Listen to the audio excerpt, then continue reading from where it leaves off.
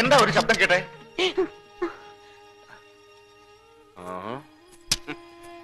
നീ തോക്ക് എടുത്തോണ്ട് ഇവിടെ പോയതാ? അത് പിന്നെ അയ്യോ സോറി, പിന്നെ ഉന്നം നോക്കാൻ വേണ്ടി പോയതാ. ജയേട്ടൻ കുളിക്കായിരുന്നില്ലേ? അതെ, കുളിക്കുന്നവർക്ക് എന്താ ഉന്നം നോക്കിക്കൂടെ?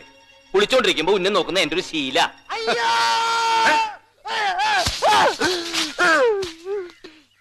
എന്താ അച്യുതാ ഇത് കണ്ടോ സാറേ? ഇവിടെ ഒരു കുഴി. ഇന്നലെ രാത്രി വരെ ഇവിടെ ഒരു കുഴിയേ ഉണ്ടായിരുന്നില്ല. അത് പിന്നെ ആരെങ്കിലും വാഴ നടാൻ വേണ്ടി കുഴിച്ചായിരിക്കേ. അതിനെന്തിനാ അത്രയും നീളം? വാഴ കറക്റ്റാണോ നടന്നത്? അയ്യോ, പിന്നെയും വെടി. ജയേട്ടാ, ഇന്നലെ രാത്രി ജയേട്ടൻ മാത്രല്ലേ പുറത്തുണ്ടായിരുന്നുള്ളൂ? എന്നെ ഹോസ്പിറ്റലിൽ നിന്ന് കൊണ്ടുവന്ന ശേഷം ജയേട്ടൻ വാഴ നടാൻ കുഴിയെടുക്കായിരുന്നോ? അല്ല, അത് പിന്നെ ഈ കുഴി ഞാൻ കുഴിച്ചൊന്നുമല്ല. ആരും കുഴിച്ചല്ലെങ്കിൽ പിന്നെ കുഴി താനേ ഉണ്ടായതായിരിക്കും. ആ ഇതാ ഏത് പ്രതിഭാസം? പ്രതിഭാസോ? ആ, പത്രങ്ങളൊക്കെ വായിച്ചിട്ടില്ലേ? ചുവന്ന മഴ, മഞ്ഞ മഴ, കിണർ താനെ മൂടി പോവാ. ഇതിപ്പോ കുഴി താനെ മുളച്ച്. അയ്യോ സോറി. എനിക്കിഷ്ടപ്പെട്ടു. എനിക്കിത് വളരെ ഇഷ്ടപ്പെട്ടു. നിനക്ക് ഇങ്ങനെ തന്നെ വേണം. അവനെ ഇവിടെ നിറക്കിക്കൊണ്ടു പോരെന്ന് ഞാൻ എത്ര വട്ടം കരഞ്ഞു പറഞ്ഞതാ. എന്നിട്ട് നീ കേട്ടോ? ഇനി നീ അനുഭവിച്ചോ? ദേ ഇത് കണ്ടോ? അവനെ സ്നേഹിച്ചതിന് അവനെനിക്ക് തന്ന സമ്മാനമാ. ഇതുപോലൊരു വെട്ട് വേറൊരിടത്ത് കിട്ടിയിട്ടുണ്ട്. കണ്ടാ കിട്ടിങ്ങിപ്പോവും. അതേതാ സ്ഥലം? വാ, കാണിച്ചു തരാം. കണ്ടിരിക്കേണ്ട സ്ഥലമാ. അല്ല, വാ. ഇതിനകത്തേക്ക് കൊണ്ടോണേ. എന്തത്? വൃത്തിയേട്ടവൻ. എന്താടാ? ആളവന്താൻ. ആർക്കെങ്കിലും കാണണമെങ്കിൽ വാ, സൗജന്യ പ്രദർശനമാ. എടോ രവീന്ദ്ര, താൻ എന്തൊക്കെ കാണിക്കുന്നേ? ഉണ്ടാ, താനൊന്നും ഉണ്ടായിരിക്കണു. ഇവനെ ഒന്ന് ഇതൊന്നും കാണിച്ചാ പോരാ. എന്റെ പൊന്ന് രവീന്ദ്രേട്ടാ, ഞങ്ങൾക്ക് അങ്ങനെ ഒരു അബദ്ധം പറ്റിപ്പോയി. അബദ്ധമല്ലടാ, അതിബുദ്ധിയാ. സമാധാനമായി ഇവിടെ കഴിഞ്ഞുകൊണ്ടിരുന്ന എന്റെ അനിയനെ പുറത്ത് കൊണ്ടുപോയി നീ മുഴുഭ്രാന്തനാക്കില്ലേ? ഭാസ്കരാ, സാറേ, ഓടല്ലേ ഓടല്ലേ, അവിടെ പൊന്നപ്പാ, ആകെ കുഴപ്പായി. ഓടി രക്ഷപ്പെട്ടോ? എല്ലാരും കൂടെ പിടിക്കാതെ. ബസ്സിനെ കുത്തിയോ? എന്താ സാറേ?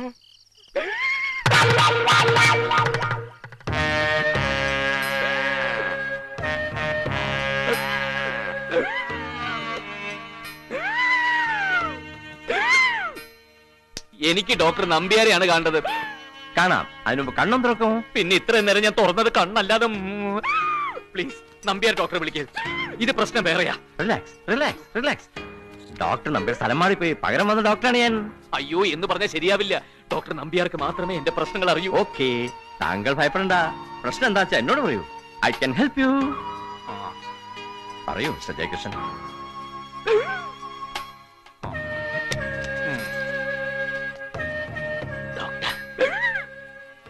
കൂട്ടിട്ട തെണ്ടിയില്ലേ, ഹരിനാരായണൻ, അവന് ഭ്രാന്ത.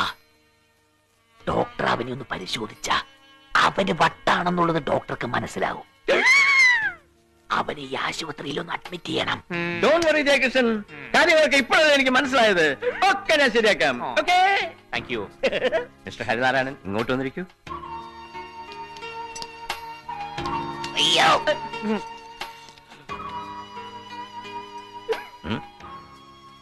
ഹരിക്ക് ഉറക്കം നല്ല പോലെ കിട്ടുന്നുണ്ടോ? സൂര്യൻ അസ്തമിച്ച അപ്പ ഞാൻ ഉറങ്ങിപ്പോവും. താങ്കൾക്കോ?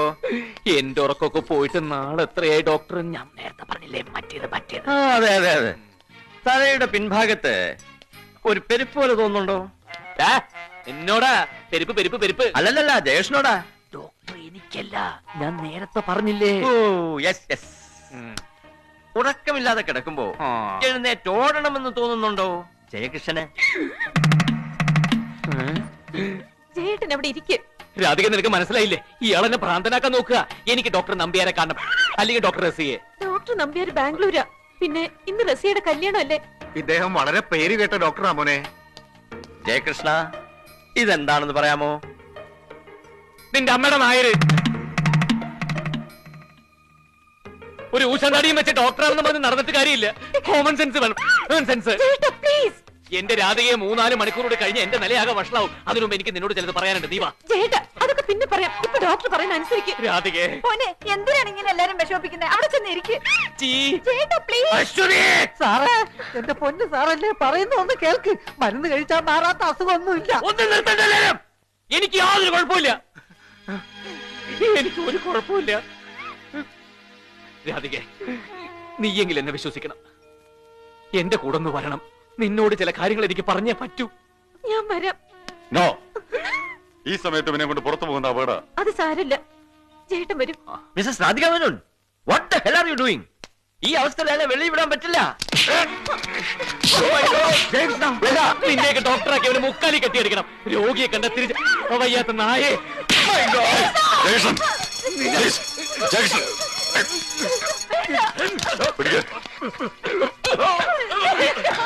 ഷോക്ക് കൊടുക്കേണ്ടി വരും ഡോക്ടർ. ഡെഫിനറ്റ്ലി.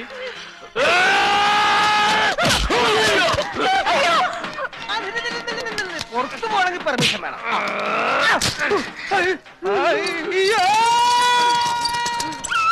എടാ പൊന്നപ്പ, എല്ലാരും കൂടി എന്നെ പ്രാന്തനാക്കി ഇതിനകത്തിട്ട് പൂട്ടാൻ പോവാ.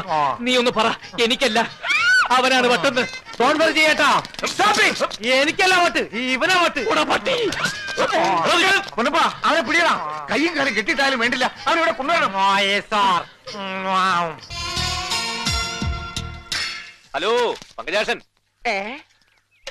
പങ്കജാഷൻ ചേട്ടനല്ലേ? അതെ. എന്നെ നിങ്ങൾക്ക് എങ്ങനെ അറിയാം? അത് കൊള്ളാം. പങ്കജാഷൻ സാറിന് അറിയാത്തായിട്ട് ഈ നാട്ടിൽ ആരാ ഉള്ളത്? ദൈവമേ, ഞാൻ അത്രക്ക് ഫേമസ് ആണാ. പിന്നെ ആട്ടെ, നിങ്ങൾ ആരാ? ഞങ്ങൾ ഇലക്ട്രീഷ്യൻസാ. ഇവിടെ സ്വിച്ച് ബോർഡിന് എന്തോ കംപ്ലൈന്റ് ഉണ്ടെന്ന് പറഞ്ഞ് നമ്പ്യാർ സാർ പറഞ്ഞിട്ട് വന്നാ. ഇവിടെ വന്നപ്പോഴാണ് അറിയുന്നത്. നമ്പ്യാർ സാറിനല്ല, അതൊക്കെ അവർക്ക് അറിയാവുന്നതിനേക്കാൾ കൂടുതൽ കാര്യങ്ങൾ പങ്കജാഷൻ ചേട്ടൻ അറിയാന്ന്. ഈ മെയിൻ സ്വിച്ച് ബോർഡ് എവിടെയാ പങ്കജാഷൻ സാറേ? ഒരു മിനിറ്റ്. ഈ പ്രാന്തമാർക്ക് ഇതെന്താ പ്രാന്തായോ? എന്താണ് പ്രശ്നം? അയ്യോ തമാശ ചേട്ടന്മാരെ, ഭയങ്കര തമാശ. ഞാനൊരു നുണ പറഞ്ഞു ഈ വട്ടന്മാരോട്. നമ്മുടെ ഗേറ്റിൽ കൊണ്ടുവന്ന് ബിരിയാണി വിതരണം ചെയ്യുന്നുണ്ടെന്ന്. എല്ലാ ഭ്രാന്തന്മാരും കൂടി ഇപ്പൊ കിട്ടും ബിരിയാണി എന്ന് പറഞ്ഞു ഓടിയത് ഞാനോടെ പറ്റിച്ച്. അതിന് നീയും പുറകെ ഓടുന്നുണ്ടല്ലോ, അതെന്തിനാ? ഇനി ചിലപ്പോ ബിരിയാണി കൊടുക്കണ്ടെങ്കിലാ പറയാൻ പറ്റൂലേ. കഷ്ടം. അവന്റെ കല്യാണത്തിന് അവന്റെ പെണ്ണ് മരിച്ചു പോയി. അന്ന് തുടങ്ങിയ 3 ചന്ദനത്തിനും കത്തിച്ചുകൊണ്ടുള്ള നടപ്പ്. അതൊക്കെ പറഞ്ഞിട്ട് എന്താ കാര്യം? ഇവിടെ എല്ലാത്തിനും പിന്നിൽ ഓരോ കഥകളുണ്ട്. വാ.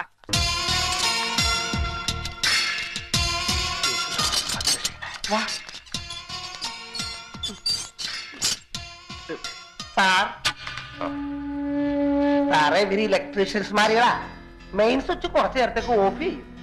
അതിന് സാറിന്റെ അനുവാദം ചോദിക്കാൻ വേണ്ടി വന്നതാ. കൂട്ടത്തിൽ സാറിനെ ഇവർക്ക് പരിചയപ്പെടണമെന്നും പറഞ്ഞു.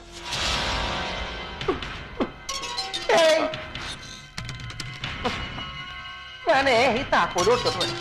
ഞാനിവിടെ ഉണ്ട്. Hello. Hello, electrician? Yes. No, ഇതൊരു അധ്വാനിക്കുന്നവന്റെ കൈയല്ല. ജീവിതത്തിൽ ഒരു പണിയും ചെയ്യാത്ത ഒരുത്തന്റെ കയ്യാ. ശരിയല്ലേ? Correct, very correct. ഞാൻ പൊന്നപ്പൻ. ഇത് പണിയെടുക്കുന്നവന്റെ കയ്യാ. പക്ഷേ ഇലക്ട്രീഷ്യൻ അല്ല. നീ ഒരു കൽപ്പണിക്കാരനല്ലടാ. അയ്യേ, ശരിയാ. കൊടുകൈ കലക്കി കളഞ്ഞു. ഇനി ഉള്ളത് പറയാലോ. ഞാനൊരു അഡ്വക്കേറ്റാ, അഡ്വക്കേറ്റ് ജയകൃഷ്ണൻ. ഇതെന്റെ ജൂനിയർ അഡ്വക്കേറ്റ് പൊന്നപ്പൻ.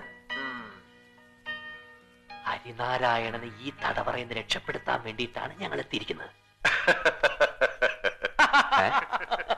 പുള്ളി ഹാപ്പിയായി.